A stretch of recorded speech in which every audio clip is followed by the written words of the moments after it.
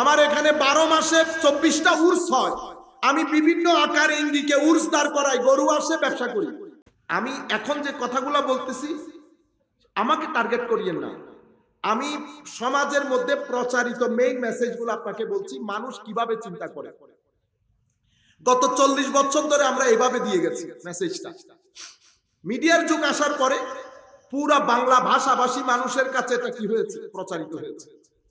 এক ধরনের লোক সমগ্র বাংলাদেশের মধ্যে এই কথা ছড়িয়েছে। এখন আমরা যখন বাইরে গিয়ে উর্স বলি, শব্দ বলার সাথে সাথে ব্যক্তির মাথায় ইমেজ কি আসে জানেন? মহিষ, কিছু মানুষের দৌড়াদৌড়ি, সামনে গান বাজনা, পিছনে গান বাজনা। আপনারা বুঝতে পেরেছেন? এটা একটা হয়েছে। আমি যখন তরিকত, তাসাউফ, পীর, মুরিদি বলেছি, তাদের মাথার ভিতরে ঢুকেছে ব্যবসা। এজ এ রেজাল্ট এটাকে বলে প্রপাগান্ডা। কি বলে? প্রপাগান্ডা। আপনারা মুখস্থ করে ফেলেন।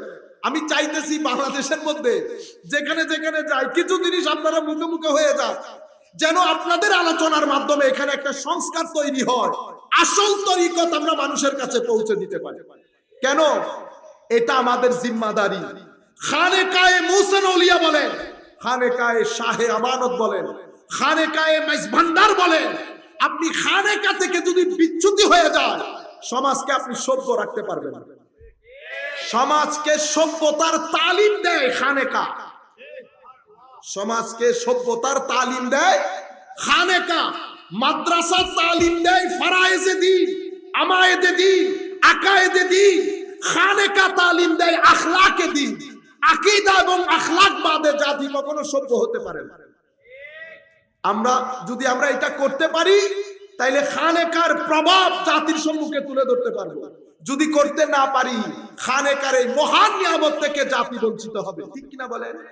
সম্মানিত উপস্থিতি, কাজেই আমরা সবাই চাইবো, এটা গত 20 বছর ধরে ধারাবাহিকভাবে নির্দিষ্ট একটা সিন্ডিকেট, যারা অন্য আকীদায় বিশ্বাসী, তারা তরিকত এবং তাসাউফকে মানুষের সম্মুখে সন্দিহান ভাবে তুলে ধরার জন্য, যেন মানুষ সন্দিহান হয়, যেন মানুষ এটা নিয়ে খারাপ ধারণা পোষণ করে, এই জিনিসটা করার জন্য তরিকত এবং তাসাউফকে কিছু জিনিস দিয়ে মশলা বানিয়ে, ওখানে মেইন দোষ তো আমাদের, মেইন দোষ।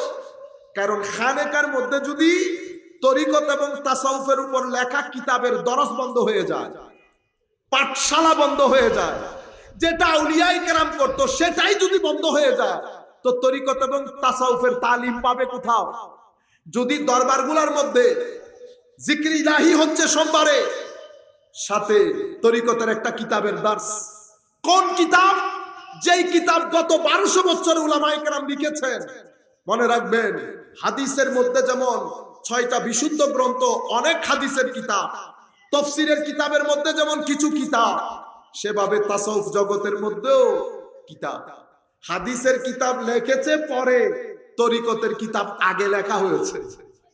আপনারা জানেন তরিকত, আমি এই কথা বলার পরে একজন হা করে গেছে, কারণ সোসাইটিকে এত এভাবে বোঝানো হয়েছে তরিকত এবং তাসাউফ সম্পর্কে, তরিকতের নাম শুনলে মজলিস থেকে ছেলেরা উঠে যায়, তাসাউফের নাম শুনলে ছেলেরা মসজিদ থেকে উঠে যায়।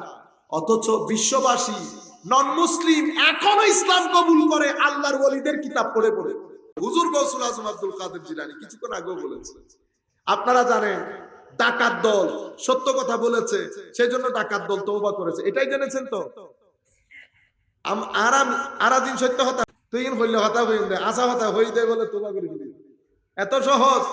আসা হতা হইলে ঘটনা ওইরকম না, ওইটা সত্য, কিন্তু আপনি যেই সত্য কথা মনে করছেন ওই সত্য কথা না। হুজুর গৌসুল আজম তো জন্মগত ওলি, উনি তো আর দুনিয়াতে এসে ওলি হন নাই।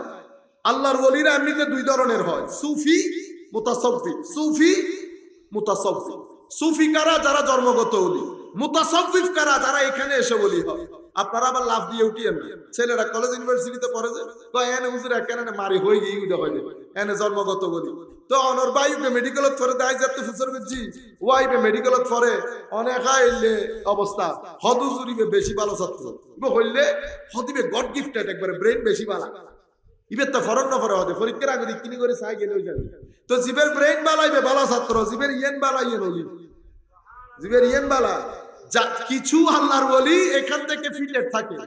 এটারও যেমন গড গিফটেড বলবেন, এটারও গড গিফটেড বলবেন। এটা গড গিফটেড ব্রেইনই, এটা গড গিফটেড বলি। তো গড গিফটেড ওলিকে আমরা মা দরাজাত বলি। কথা একই, সিস্টেম একটা। কোরআন বলছে আল্লাহু ইয়াজতাবি ইলাইহি মাইয়াশা ওয়া ইয়াহদি ইলাইহি মাইয়ুনিব। কিছু আল্লাহ সিলেক্ট করেন, কিছু দুনিয়াতে এসে কাজকর্মের মাধ্যমে সুবত দিয়ে আল্লাহর ওলি হন। হুজুর গৌসুল আজম মা দরাজাত বলি, দুনিয়াতে আসার সময় বলি হয়ে এসেছেন। 18 বছর যখন পড়েছেন, কেমন বলি, যিনি ছাদে উঠে উকুফে আরাফা দেখেন 17 বছর বয়সে, তো উনি বলি না? 17 বছর বয়সে ছাদে উঠে, বাগদাদের ছাদে, এই কি বলে গিলানের ছাদে, ইরানের গিলানের ছাদে উঠে উনি উকুফে আরাফা দেখছেন। গড়ের গরু যাকে বলে আব্দুল কাদের, তুমি আমার পেছনে পেছনে, তোমাকে এই কারণে বানানো হয় নাই। যার সাথে গরু কথা বলে, উনি কি আমার মতো রয়ে গেছেন? উনি তো তখনই বেলায়েতের উচ্চ মার্গে আরোহণ করেছেন। কেন? হুজুর গৌসুল আজমের বেলায়েত এটা যার মা বলিয়া, যার বাবা বলি, যার নানা বলি, যার নানি বলিয়া, যার খালা বলিয়া, যার ফুফু বলিয়া, এইরকম ওলি আমার জগতে আমি কোনোদিন কিতাবপত্রে পড়ি না। যার পুরা বংশধর বংশ, ম্যান আফটার ম্যান বলি, এমন বলি আমার চোখে আর পড়ে নাই। গৌসুল আজম তার এমনিতে হয় নাই।